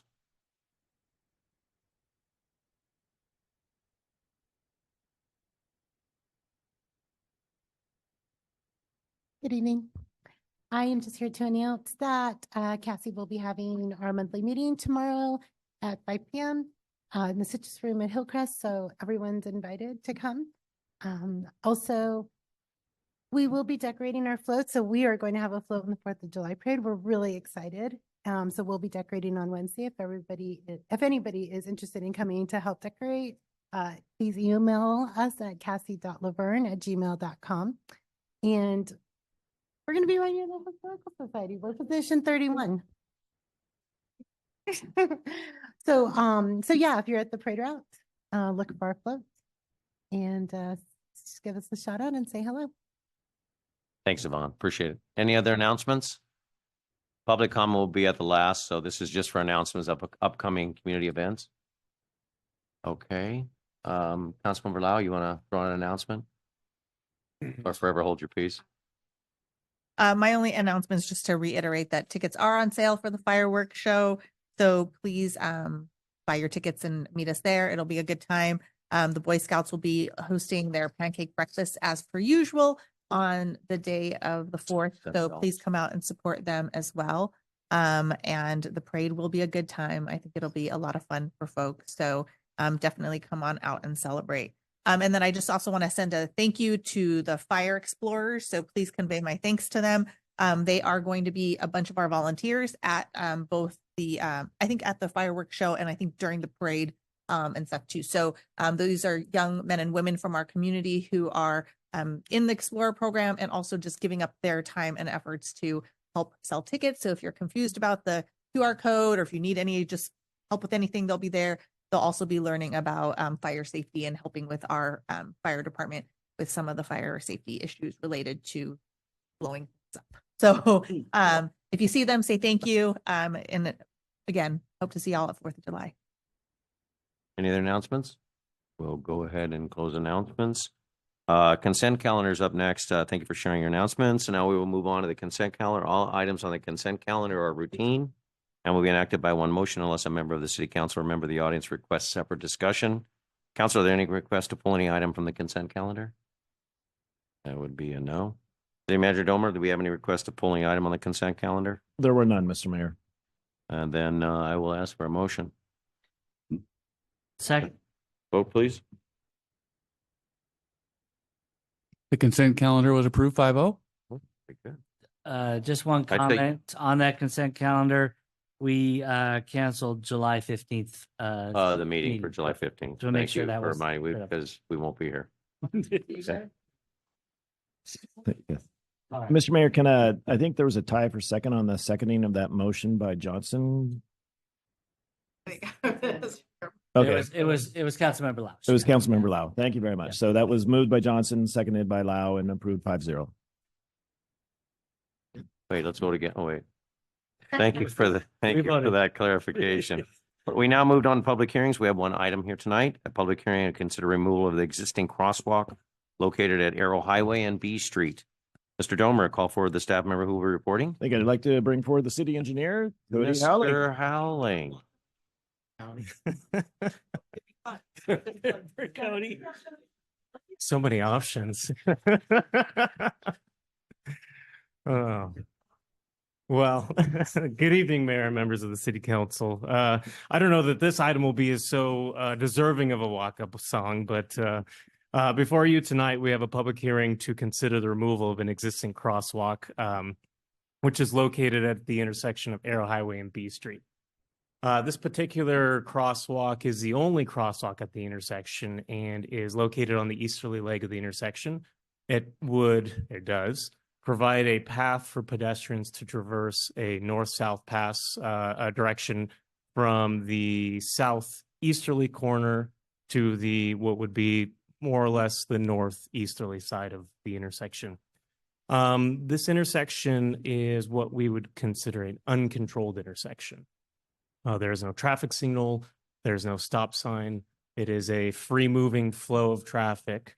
Posted speed in each direction on Arrow Highway is 45 miles an hour. The approximate width of the crosswalk, sorry, did I say 6 lanes? Yes. So there's 6 lanes, yes. The width is 85 feet, more or less, of pavement to cross. So when staff were looking at this with respect to a new traffic signal that was brought online by Gold Line at the intersection of A and Arrow, we noticed that intersection was 600 feet away from this uncontrolled crosswalk, and came to the determination, or at least the recommendation, to what was at first level the ATC, got their concurrence and brought it to City Council on May 20th. To initiate the proceedings for this public hearing. Just a brief background on the rules. So to remove a crosswalk, vehicle code requires that there's a public noticing process. On May 30th, notices were posted at each end of the crosswalk as well as on the agenda board here at City Hall. And so frankly, we have an alternative that is signalized and within reasonable proximity to this existing crosswalk, and it's staff recommendation to hold the public hearing, consider comments, and ultimately direct staff to remove the crosswalk. So that concludes my report. I'm available for any questions. Thank you, Mr. Howling. I think we'll go. Any questions for staff before we go? We're gonna go to public. Open the public comment. Any public comment on this item? Most of you probably don't even know it's there. So, I mean, it's been one of those things where it's kind of washed out a little bit, but I would say it would be a suicide crossing, not a crossing. So then we will go ahead and close public comment and we'll move up to the dais. Any comments from Mr. Johnson? Want to comment on the suicide walk? I've been asking for this crosswalk to be removed the first time I was on. How long did that take? It didn't. It didn't take. It didn't take. But this time Now we have a around- little choo-choo going through and we're going to take it out. This right? time around, and with the Gold Line and the A Street traffic signal, it finally we were able to get it, or in the process of getting it removed. Still not removed yet. It won't take long. A little sandblasting. Okay, with that, any other comments? With that, is there a motion to adopt resolution approving the removal of a marked pedestrian crosswalk located at the intersection of Arrow Highway and B Street pursuant to the provisions of Division 11, Chapter 5 of the Vehicle Code of the State of California? Second? Vote, please. Especially since you've been asking for. Yeah, God, hurry up. At least second. Item 14 was approved 5-0. Amazing, Cody. That was great. Like 4 minutes. Other matters. We will now move on to other matters. There's one item, the consultant agreement for water and sewer cost of service and rate design and establishment of an ad hoc committee. City Manager Domer, please call for the staff member Meg, the Community Public Works Director, Meg McWade. Okay. Public Works Director Meg McWade will make Could the do the Benny presentation. Hill one. I'm sorry, it's been 5:30 closed session, so we're kind of like a little giddy. Yeah. Thank you. Good evening, Ms. Good McWade. evening, honorable mayor and council members. Good evening. Basically, the item in front of you this evening is to award a consultant contract in order to do a cost of service study. We had an interdepartmental selection committee that reviewed proposals that were obtained through a competitive process. And we also invited, after reviewing the proposals, we invited the top 3 firms to come in through an interview process. And after doing that, we selected Raftellus. Mr. John Wright is actually in the audience today, in case council wants him, but he is serving on Raftellus and on the project team.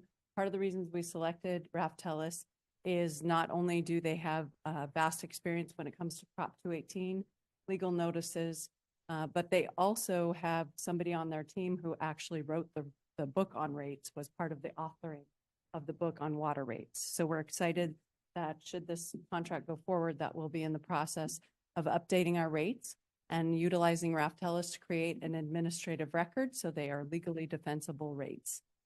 The biggest reason why it's in front of you for actual consideration is we also, as part of that process, we want to create an ad hoc committee. So we really want public involvement in the process. And so we're requesting that council do that. And basically each council member would have we would invite applicants, and each council member would do a direct appointment. And then ultimately those appointments would get vetted at the council meeting, so approved at the council meeting. But they would be involved, basically receiving regular updates, understanding our water and sewer systems more, what the operational needs, what the CIP needs are, and making recommendations either from residential viewpoint or commercial viewpoint, depending on who ends up on the committee. So with that, I'm available to answer questions. I think it's about time. We've been pushing and kicking this can down the road for a long time, and I do appreciate the rap sheet that they do have quite extensive. A lot of the agencies that they belong to. My question was going to be, and we can open up public comment, but what is the success rate of your passage of these rate increases for all of the areas that you guys have done these rate increases and you're doing currently? What is your success rate on passing of this, considering Prop 218 and rates are very sensitive to people, as we just found out with our couple of our lighting and landscape maintenance. What is your success rate? You can come up, please. They won't be able to hear. Sorry to, I know. You've been listening to all this other stuff. Now I'm gonna wake you up. Problem. I actually can't remember a situation where a Prop 218 notice has been voted down, if you will, by 50% of the populace. 50 plus one, 50 plus one. Parcel members, 50% plus one. Yeah. And usually communities that do a good job of reaching out to their customers and other stakeholders and conduct a process that allows people to feel informed, get very, very little opposition. And that's true even if we're in a situation where we have to have fairly large rate increases, or whether there's a major change in the rate structure. And so this notion that Meg talked about of the ad hoc committee, and however you elect to structure it, if you go that route, I think it's a very good one to bring people involved at the beginning and middle part of the process, pave the way to have rates implemented without too much controversy. That's good to know. I was just thinking, it's like, fine, don't pass it. We'll just shut your sewer off. Well, that might work, but water, that might be a good strategy. It does work. I appreciate that. I was just curious because you've got so many different agencies in different cities that you guys have done. And I appreciate the way that you did the matrix on that, as far as the different companies that your choice was by your peers here. And I do appreciate that. And it looks like that it's going to work well if we go ahead and pass it. Yeah, So thank you.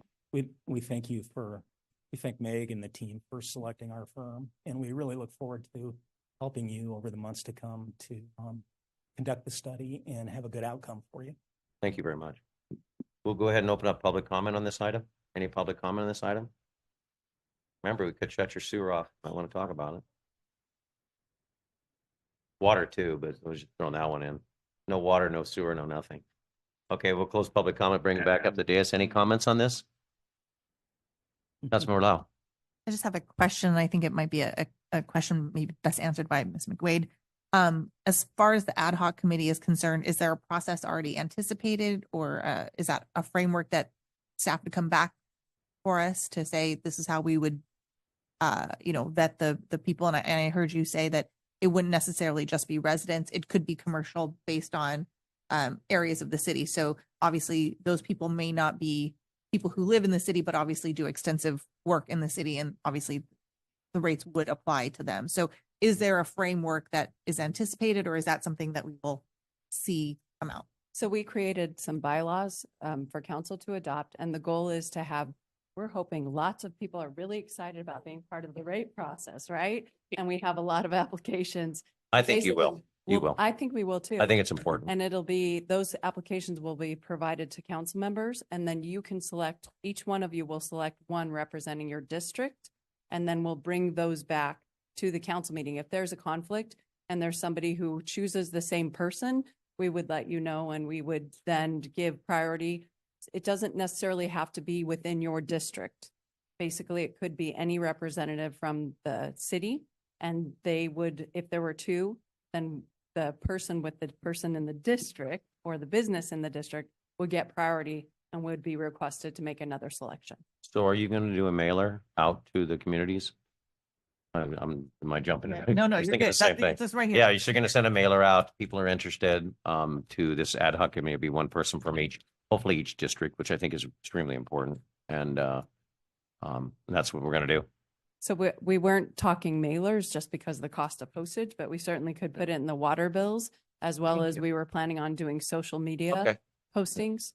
Okay. Yeah, Mr. Mayor, members of council, with, if it is passed tonight, then this week we'd like to get the applications out. Okay. And then start an extensive, social media, getting the word out as best as possible to everybody, email lists and all that stuff. Next door, I think, is a good Yes. one. So, the water bills as best as possible. So yes, we look to make sure that people know that this application is, available. We can And push again- it out too. That'd Push be them in great. with the mayor and we'll do whatever. Yeah. in our areas. And It'd be again, great. what we'd look Sure. for is, Sure. a direct appointment by Okay. each of you. So that you would see all the applications, you could choose the best person. They could be within your district, or if for some reason you believe they would be very good on the committee, but they live in a different district or their business in a different district, that's fine. That's And Meg, do we have a current assessment of our systems of both sewer and water as far as where maintenance may have been lagging or areas of concern? We certainly have both a water master plan as well as sewer master plan that were completed fairly recently. In terms of operations, we're actually going through a study right now. It's not as comprehensive and extensive as both police and fire, but it's certainly looking at certifications, salaries. We plan to do a salary study. So there are pieces of it, yes, that we need to bring forward. That We have- will potentially. We have some in the CIP too, though, as far as on the water side. I know we have some of the stuff in the CIP for major replacements and things like that, but Absolutely. like yes. Mayor Pro Tem Johnson said, we need this now Yes. to make sure that we can move forward in the next 10 to 15 or 20 years. And then we're going to have to redo it again to make sure we stay up with the times, looks like.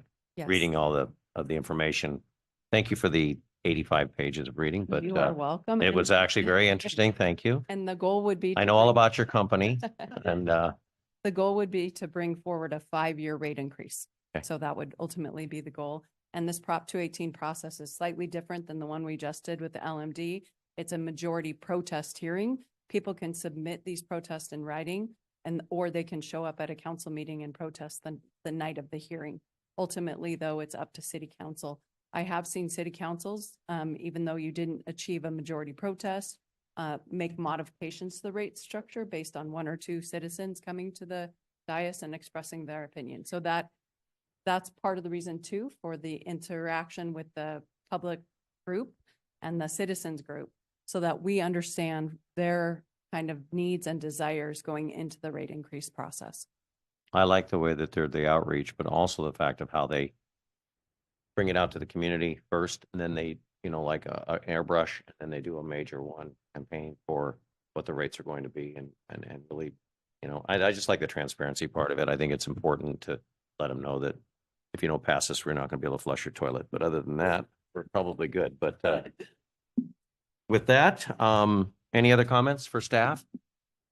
Then we will motion for the following motion would be authorize the city manager to execute a professional services agreement and any amendments related thereto with We have public. we already did. Okay. Oh, gotcha. Oh. Related thereto with, how do you say, Raftellus? Raftellus. Price is bid with an estimated cost of $109,076 for the water and sewer cost service and rate design study, and adopt a resolution titled Resolution of the City Council of the City of Laverne, California, establishing an ad hoc water and sewer rate study committee, and approved by the bylaws of the ad hoc water and sewer rate study. Do we have a motion? Move to approve all of that. Vote, please.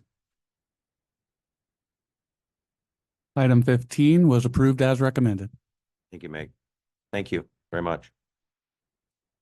We now move on to public comments, oral communications. This is the time set aside for anyone wishing to address the city council on items not listed on the agenda, but within the subject matter jurisdiction of the city council.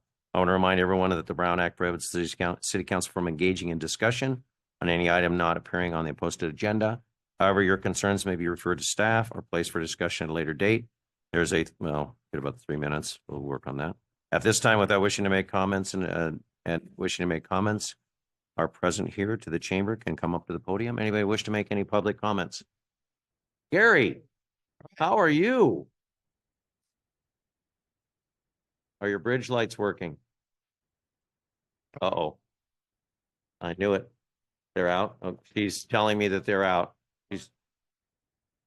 Oh, well, that's a whole nother.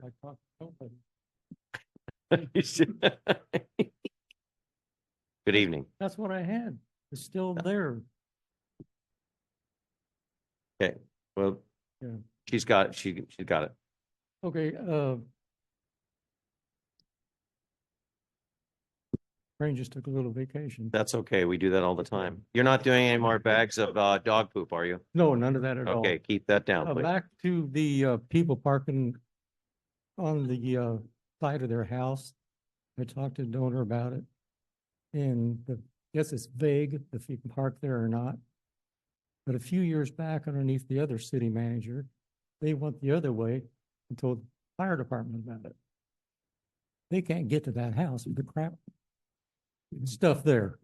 You're talking back to dog again. Okay, Yeah. I got it. Yeah. You just referred back. We're good. So you might want to contact the fire department. They have a different set of rules. Because if there's a fire there, it's a mess. Okay.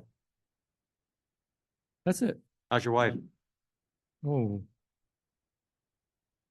Mean as ever. Well, that's good. Need to keep you in line. Yes. Keep you off from the dog poop on the lawns, Yeah. mister.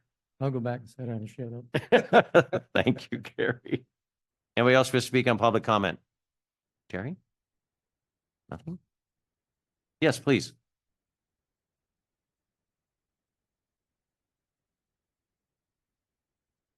Council. This is my first time here. You guys are so much fun. I'm going to come back again. We try to make it fun. My name is Kathy Godwin, and I've been a resident of Laverne since 2015. I live on 2nd Street and Wheeler. And my husband and I have noticed that we've had an increase in tagging and graffiti in that area. And I want to say thank you for cleaning up so quickly, because it does get taken care of very quickly. But I did want to bring up if there's any evidence or suspicion that this could be gang activity. And if so, what would the city be doing about that? Thank you. Would you like me to comment on that one? Or would you like to comment on that one? Yeah. Yeah, I do know that the chief did respond to an email from her later this afternoon. So I don't know if you've seen your email from the chief. We Okay. We respond really quickly. It was So probably I 5 minutes after Yeah. you sent it, but you left. So we respond pretty quickly. Yes. After public. Yeah, at 6:20, that's why. Yes. Okay. Any other public comment? we'll go ahead and close public comment. Oh, you responded to that one already. Yeah, and actually, why don't we go ahead and bring up the chief just to kind of convey it to the public and to Chief, the come on up. council. Because it is a good story of working with San Dimas and our detectives. No. I actually hit sand on the way up here. So, but good evening, everybody. We have been seeing an increase in the early parts of the summer. As soon as things started heating up, we started seeing a rise in graffiti, specifically gang related. So to answer her question, yes, we have seen an uptick, and right away we jumped into it. We reached out to Meg and her folks to say, hey, before this escalates, let's remove it so that there's no retaliation or any type of retaliatory offenses. So the public safety was a priority for us. So that was one of the first things we did, is to make sure that that the graffiti is being removed immediately. In fact, for about 3 weeks, we kept an eye on it, and they would respond after hours, and our police officers would stay in the area to make sure that our folks were safe while they removed it. But with that, we also partnered up with the San Dimas, who's also having a very similar problem with graffiti because it's going back and forth between Laverne and San Dimas. So we've teamed up with their detectives and their gang task force officers. Obviously, they're a lot bigger than us. They have more resources. But with that said, we are sharing data and information, and there has been arrests made, and there's also there's folks that we're looking for as well. That, as you may see, the graffiti has subsided a little bit, maybe because they know we're coming, or we've been to their house already and say, hey, we're looking for you. But again, the safety of the community is of utmost importance, and we've been working closely with San Dimas, and our detectives have been putting up surveillance cameras and things of that nature to try to enhance our ability to catch these guys. So, Thank you, Chief. Not a Appreciate problem. that. We closed public comment already, didn't we? Mr. Crosby. I have some happy news. First, we have a Laverne resident that just played on Dean Curley. He's a freshman on the national champion Tennessee Vols baseball team. He played shortstop. He went to Laverne Heights. He went to Ramona, but then went to Northview to play baseball. But a starting freshman contacted his mom, maybe try to bring him in and highlight him. He is very busy. He's now soon after the national championship, he went to play. He's playing now on the USA national baseball team as well. But our Laverne resident, Dean Curley, national champion for the Tennessee Vols as a starting freshman shortstop. Yesterday, I want to honor National Recreation Month again with Yvonne Duran and what her group is doing. Yesterday, the Autism Spectrum Athletics Sports League had the pool, rented out the pool for their summer festivities, and the lifeguards were just tremendous and helping out. Yvonne has been working with the Regional Center for Exclusiveness and trying to get through, if you belong to the Regional Center, free swim lessons for students that belong to with the Regional Center as well.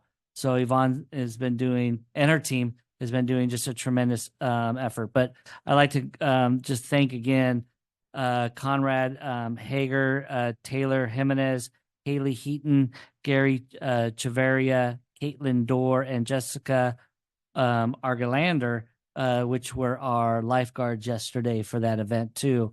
They just did a tremendous job. And lastly, I just want to bring attention. I know I spoke to Mr. Domer earlier about really looking at the Bodwin and Emerald traffic and the intersection. Our residents from Foothill Terrace and students that need to cross there to go to Laverne Heights. There is no crosswalk or stop. It's only between Foothill and Baseline, and really to cross the street on Emerald, where Emerald is busy, especially in the mornings for students or in the afternoons for people going down to the schools in the south, the traffic there. So just put it back on your radar and appreciate that. And happy 4th and see everybody at the parade. Thank you, Councilmember Crosby. Councilmember Cash. Thank you. I just wanted to ask city manager if where we are with the updates regarding those stop signs on Emerald and on Esperanza with the solar. Just wanted to know if we had an update. The blinker. Yeah, the little blinkers. I'm going to ask Cody Helling, our city engineer. It is part of one of our projects, so Yeah. it depends on where that project is and at what time and phase of that project that it will go Thank in. you so much. I just was really wondering. I wanted you to come up here because you look great in the suits, Cody. Thank you. No problem. So we're in the process of getting contracts signed for that project. That Okay. is part of the Hayes King Grove and et al. There's many streets in that. That's a component of the sort of citywide striping. Great. Had a conversation with the contractor and indicated to him, and he shares similar goals as we to get a lot of the work near the schools done before school comes back. Number of curb ramps, crosswalks that are there that we're enhancing with high visibility crosswalks, rapid flashing beacons and that. I would imagine, I don't have a particular date for you yet. I would imagine that once the contract is signed and we have the pre-construction meeting, which is planned for later July, we'll get submittals, we'll approve those. It will take some time to get the equipment. I don't have a hard date, but certainly by the end of the calendar year, and I'd like to be done closer to fall with majority of the project. So as those lighted components with the batteries and the solar arrays come to delivery, they'll be installed as swiftly as possible, but in a matter of months, I would say. Thank you, Cody. Welcome. And thank you, city manager. I was really looking forward to that because I had some folks really asking me about the totality of it all. And just I want to wish everybody happy 4th of July. And I look forward to seeing everybody at the parade and everybody at Bonita High School. And don't forget concerts at the park back up. It's happening. So if you hadn't had that opportunity to go to Heritage Park, come on down and see everybody. Get to see my shiny mug. I got my new hat I'm going to be wearing now. Rocking that. styling. I'm styling. You're styling. I'm low profiling. Nobody knows who me. I just come in, I sit down on my lawn chair. They'll know you right off the Yeah, bat. they do. Try to smoke my cigar in the corner somewhere so I don't like catch anything on fire. I want nobody blaming me. No sparklers. No sparklers. And that's all. Just everybody be safe. Take care of yourself and your family. God is good. Thank you. Councilmember Lau. Just a really quick, we did have a YFAC meeting this last week. For those of you that don't know what YFAC is, it's the Youth and Family Action Committee. And this committee for many years has been responsible for our summer lunch programs for kids who are in need of meals during the lunchtime. So if you are interested in participating in things like that, I have to give JR props for really helping to get donations in this year after we did not get a grant that we applied for, but so thank you for all your efforts. And if anyone is interested in participating in YFAC or helping out with things like that, then please let us know and know that you can come and participate anytime. Along those lines, the Active Transportation Committee is meeting on July 9th here in City Hall at 5 p.m. So if that's something you're interested in, I encourage folks to definitely get involved and get engaged. And then I will do another plug for the 4th of July. Just as a reminder, there is a raffle that happens at the fireworks show. The Canine Foundation is doing the raffle this year. And so from what I've heard, if you know Denise Fisher or Elizabeth Aldana, they've done a really great job getting some really awesome prizes for the raffle. So please make sure to get out there and get your tickets. And again, thanks everybody for hanging in there with us. We won't see you the rest of July unless we see you at July 4th, which we hope we will see you. But we'll be back in session in August. Thank you, Councilmember Lau. Mayor Pro Tem Johnson. Cody, I have a question for you in regards to crosswalks and painting. Taking one out. We're taking one out. I appreciate that. I really do. But 8th Street and White Avenue, we've talked about this quite some time ago, and I wasn't sure if there's anything that's happening to address the painting or the safety of that intersection. Sure. School crossing. So that particular intersection, we did make a modification of the traffic signal timing And what we did to the timing was to give the pedestrians a head start, if you will, so that they can get out into the street and they're not combating the left turn traffic. Because I think from what I've observed, it is a lot of the school traffic coming off of 8th Street, turning north to go north on White. And so with that, hopefully that improves visibility. We're continuing to watch it. One of the other things, and it's another project that's on its way, there's some federal funding behind it, but White Avenue does have some pavement improvements that we're proposing. And with that, certainly cover a high visibility crosswalk and continue to try to massage out as much efficiency and safety that we can out of that traffic signal. But something we're watching. And I think we've made minor improvements with the curb ramps and the timing, but there's always room for continued growth out there. Do we have any sort of time frame improvements? The White Avenue pavement project is in the next fiscal year's CIP budget. There is federal funds tied to it that working with the project manager in my office, there is a process to go through it. I would say certainly late this fiscal year, probably spring or so, we would hope to see that out to bid. So that would be the goal. Welcome. Thank you, Mayor Pro Tem Johnson. I was honored to be at, it was the San Gabriel Valley Economic Partnership along with the San Gabriel Valley COG Friday night at the Rose Parade headquarters, which I've never been in before. It was really cool where they have the princess and the queen. And it was Assembly Member Mike Fong. It was Susan Rubio. It was Catherine Barger, our supervisor. It was also Assembly Member Chris Holden, Judy Chu. There was another Assembly member. I can't remember. Anyway, I'm not, no. But it was, what they did is they brought them together. They had some food, but they had them a little panel speaking. We were able to socialize with them. The biggest thing that came out of this was it's been a real fight. The budget cut a lot of it's called REAP 0.20 CalSTRA funds, had to do with freeways, grade separations, had to do with housing, had to do with the homeless situation and funding. And through the COG and through all the state and with our electeds, we were able to champion along with our city sending letters to say, hey, you need to put this back in the budget. So I know Susan Rubio and Assemblymember Holden and Mike Fong were very instrumental, their chair and co-chair, to basically tell the governor, no, you can't cut these. You can't cut these. And they fought tooth and nail. They were able to put almost all of the funding back in there. So kudos to them. But it just shows that the relationships that we all have between our city, between the San Gabriel Valley Council of Governments, all of us electeds, that it's very important, the relationships we have.